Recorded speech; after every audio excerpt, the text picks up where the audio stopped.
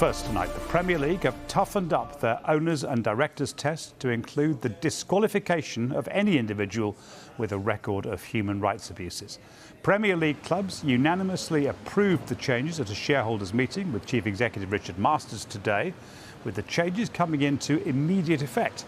However, they are still subject to a review by a new independent oversight panel.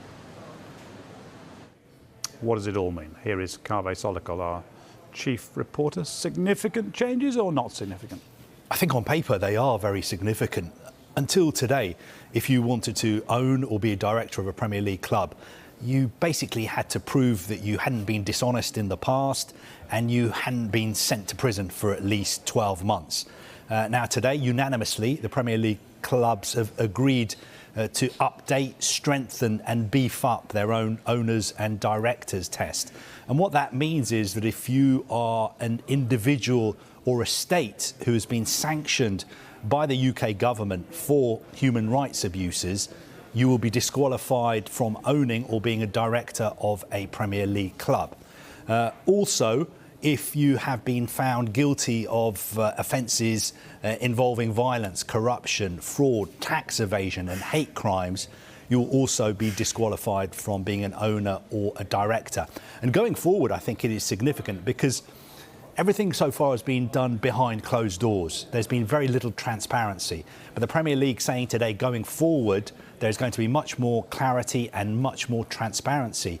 Also in takeover processes as well. So, for instance, if the Glazer family do decide to sell Manchester United, the Premier League are saying that the material they ask for from a new owner, that will be published and there will be a lot more clarity and transparency in that process. So going forward, if, for instance, Sheikh Jassim or Sir Jim Ratcliffe decides and agrees with the Glazer family to buy Manchester United, then they apply to the Premier League for the owners and directors test.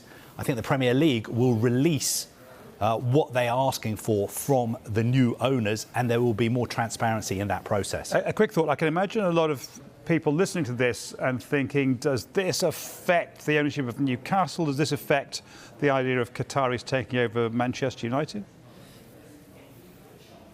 On paper, I don't think it does, because, for instance, I'm not aware of anybody involved in the ownership of Newcastle United, whether you think it's individuals or whether you think it's a state. Nobody has been sanctioned by the UK government for human rights abuses. And, for instance, when it comes to a potential Qatari takeover of Manchester United, I'm not aware of Sheikh Jassim or Qatar are being sanctioned by the UK government for human rights abuses. OK, what reactions have there been so far to what the Premier League have announced? Well, I think it's been mixed. A lot of people are thinking, OK, this is welcome, but will it actually have teeth?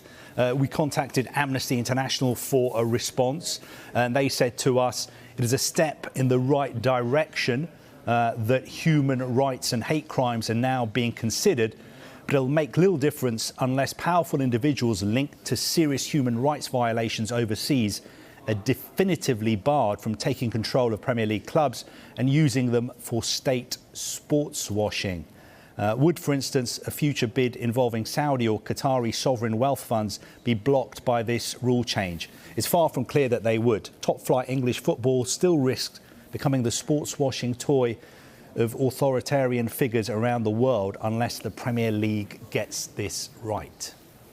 So overall, how big a change in a nutshell? I think it is a big change. On paper, it is a big change. We have to wait and see whether the Premier League actually acts on this, whether they have the teeth to actually disqualify and bar some very, very serious and rich individuals who want to own Premier League clubs. But on paper, as Amnesty say, it looks like a step in the right direction.